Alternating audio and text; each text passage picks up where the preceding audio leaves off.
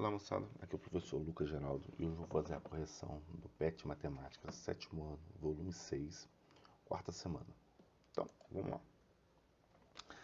Vemos a matemática em muitas obras de arte, uma delas é o calçadão de Copacabana, na cidade do Rio de Janeiro. Observe a imagem no plano cartesiano abaixo e cumpra as orientações seguintes. Então, trasladar essa imagem horizontalmente para a direita 8 unidades, duas vezes seguidas, a primeira em relação à imagem original e em seguida em relação à imagem transladada, formando uma figura constituída por 3 imagens consecutivas e congruentes à original. Transladar a figura resultante da orientação 1 verticalmente para baixo 4 unidades, formando uma figura constituída por duas figuras congruentes à figura resultante da orientação 1. Verifique se a imagem final resultante das orientações 1 e 2 é semelhante ao calçadão de Copacabana. Então, beleza, olha só. Então, quando aqui fala como devemos fazer a translação da imagem duas vezes para a direita, temos que aumentar mais 8 unidades da coordenada x de cada ponto. Dessa forma, a próxima imagem transladada fica da seguinte forma. Então, olha só. Desculpa.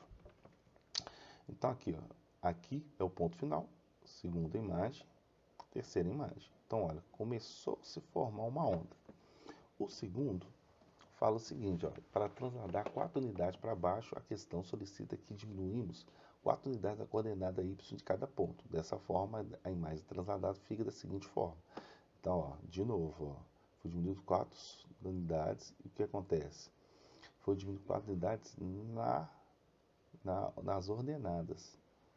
Então, as abscissas continuam as mesmas. Então, ó, começou a formar a onda. E olha, quando você amplia, você consegue visualizar toda a onda.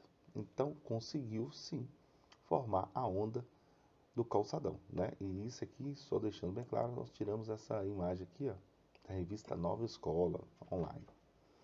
Então, beleza. Agora responda as questões a seguir. Ó, quais são as coordenadas dos pontos que formam as extremidades da imagem desenhadas no plano cartesiano do tópico anterior e do ponto central dessa imagem? Então é o menos 12 e 8, menos 8 e 8. O que é uma translação? O que acontece com a imagem quando a mesma é transladada? O que muda? O que se mantém? Então, olha, aqui falando a definição já consegue responder tudo. Ó, uma translação é uma isometria que desloca a figura original segundo uma direção, um sentido e um comprimento. As translações conservam a direção e o comprimento do segmento de reta e as amplitudes dos ângulos. Na simetria de translação, a figura desliza sobre uma reta, mantendo-se inalterada, ou seja, mesmo comprimento, mesma altura, mesma largura, ela só é deslocada da posição, em sentido ou horizontalmente ou verticalmente. Para fazer a translação de uma imagem, como devemos proceder? O que deve ser feito em relação às coordenadas dos pontos da imagem? Então, apenas transferir a imagem para outro lugar, pois cada ponto é deslocado de acordo com a distância, direção e sentido. Se for deslocamento vertical, mantém-se a ordenada e altera-se as abscissas. Se for verticalmente, o que acontece? Mantém-se abscissas e altera-se as ordenadas, beleza? Então vamos para frente. Então, aqui é a sistematização das ideias falando sobre as transformações isométricas, que é transladar, a transladação e a questão da simetria de rotação e da reflexão, né? Reflexão é como se fosse um espelho, um espelho a gente vê a imagem invertida. Rotação é o ângulo de rotação, então ela vai deslocando, então a figura ela vai se deslocando, vai modificando sobre um eixo. E a translação, como nós já resolvemos na questão anterior, é o deslocamento, mantendo-se todas as características da figura, beleza? Então vamos lá. Conhecemos 3 tipos de simetria: translação, rotação e reflexão. Relaciona as imagens ao nome da simetria correspondente. Então aqui, já está até aqui, ó. Translação, deslocamento da figura mantendo suas próprias características. Reflexão é a inversão da figura. Quando você olha no espelho, você está vendo sua figura invertida. E a rotação, quando você tem um ponto de referência e a gente vai girando a figura. Beleza, pessoal? Então ficou C, A e B. Então, agora aqui, ó. Você conhece um cocar indígena. Abaixo temos a figura da metade de um cocar desenhado no plano cartesiano. Faça a reflexão dessa figura para completar o desenho, colorindo a imagem refletida adequadamente. Então, olha só. Quais as coordenadas dos 9 vértices da figura que está desenhada da metade e quais se encontram plotadas no plano cartesiano? São essas aqui. É o 0 menos 2, 1 menos 2, 1 e 0, 1 e 4, 2 e 0, 2 e 1, 2 e 4, 2 e 5, 0 e 8. Beleza? Então essas estão aqui plotadas no plano cartesiano. Quais são as coordenadas dos 7 vértices que teremos de determinar para completar a figura mencionada?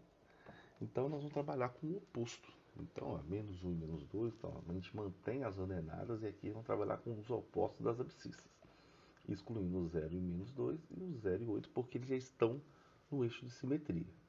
Então, como já foi falado, nesse caso aqui, ó, o que devemos fazer em relação às coordenadas dos 7 vértices plotados no plano e não pertencentes ao eixo Y para obter os 7 vértices para completar a figura mencionada acima? Nesse caso, a gente multiplica a abscissa por menos 1 e mantém a ordenada, beleza? O que fizemos para completar a figura foi determinar o simétrico em relação ao eixo Y, dos 7 vértices plotados no plano e não pertencentes ao eixo.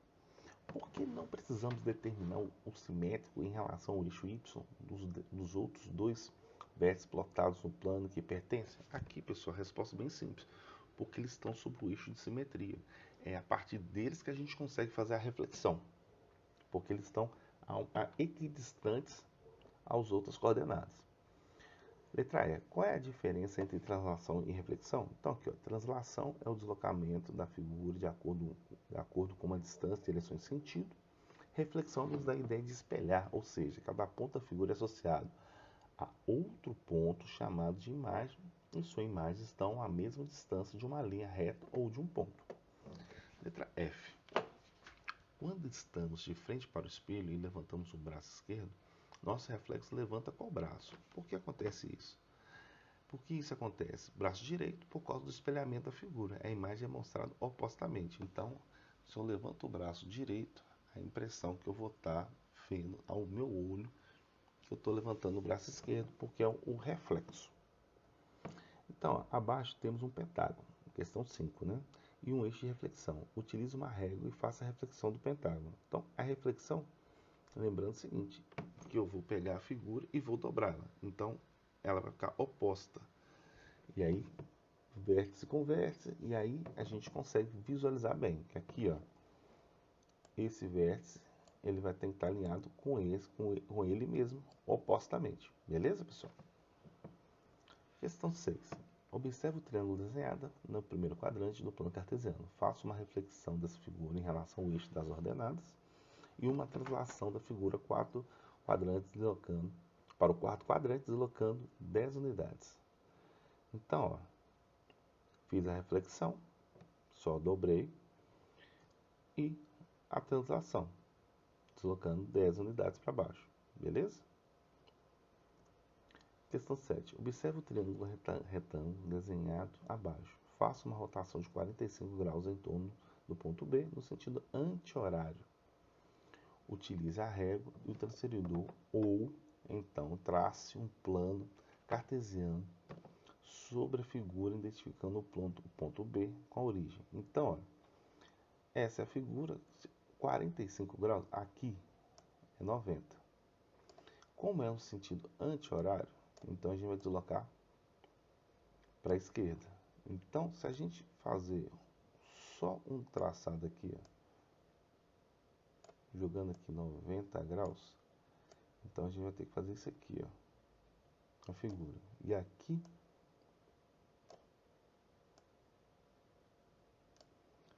vai ficar mais ou menos assim. Então, deixa eu só ver se eu consigo apagar um pedacinho aqui.